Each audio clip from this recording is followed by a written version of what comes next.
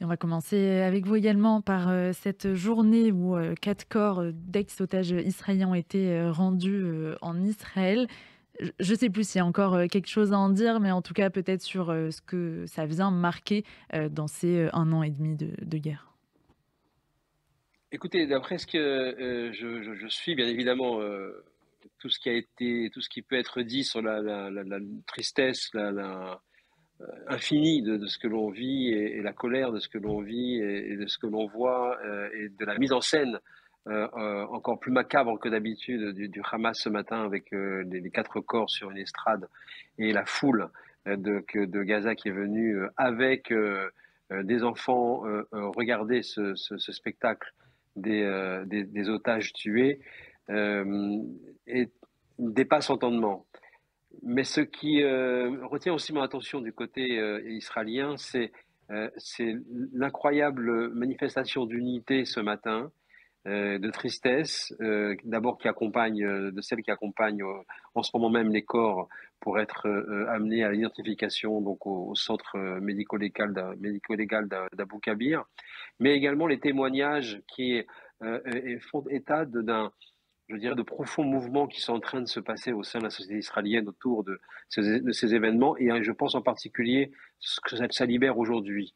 Il y a eu des témoignages depuis ce matin, notamment de personnes qui habitent dans les implantations de Cisjordanie, qui racontent que depuis des semaines et des semaines et même des mois, tous les samedis soirs, ils rencontrent les habitants du kibbutz Nahal Oz et ils parlent ensemble, communient ensemble, prient ensemble et espèrent ensemble.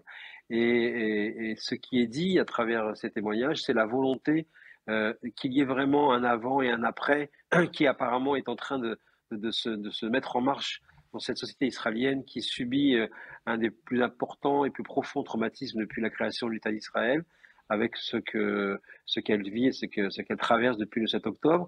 Et j'ai le sentiment qu'effectivement, tout ça à quoi on assiste, bien entendu, ne va pas retomber comme ça et rester comme ça sur la table et passer à un autre événement. Il va se passer des choses très importantes dans cette société, dans ce pays, et qui sont en train de commencer à prendre racine aujourd'hui. Voilà ce que j'ai envie de dire, au-delà, bien sûr, de l'immense tristesse du jour que l'on vit aujourd'hui. Et on va revenir en France, Michael Darmon, avec d'autres problématiques. Et en tout cas, cette polémique qui a enflé quand même depuis une dizaine de jours maintenant et ce vote qui a eu lieu à l'Assemblée nationale pour confirmer en tout cas l'approbation du Parlement et qui a eu lieu aussi au Sénat quant à la nomination de Richard Ferrand à la tête du Conseil constitutionnel et tout ça qui a eu lieu en partie grâce au Rassemblement national. Ah oui, c'est un événement, bon, évidemment, nous passons totalement à autre chose, mais c'est un événement effectivement assez intéressant et important pour lequel il faut prendre date. Tout d'abord parce que la nomination de Richard Ferrand, au-delà des polémiques qui entourent sa personnalité, son profil, sa supposée compétence ou incompétence, est très symbolique d'une chose. C'est peut-être historiquement un des premiers macronistes de l'histoire dès 2015, dès 2016, qui a choisi donc d'accompagner le parcours d'Emmanuel Macron jusqu'à aujourd'hui. Et le voilà donc qui est maintenant fléché, comme on dit, pour être le président du Conseil constitutionnel, c'est-à-dire au sommet de l'instance de l'État de droit en France. Ce qui veut dire que, et pour les 9 ans à venir, ce qui veut dire que Richard Ferrand, par sa nomination, ouvre officiellement l'après-Macron.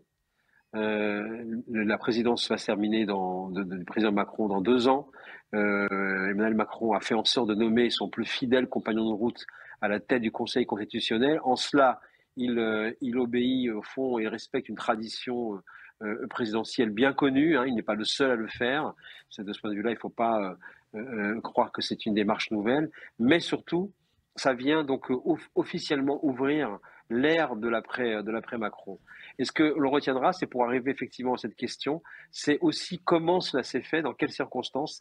Eh bien, on retiendra également que ça a pu se faire par l'aide passive, par l'abstention des députés RN qui, sous la consigne donc de Marine Le Pen, présidente du groupe, eh bien, se sont abstenus et donc ont permis, même si c'est à une voix près, mais enfin c'est fait, ont permis à Richard Ferrand d'être validé par les parlementaires. Donc oui, c'est une autre évolution que l'on peut noter.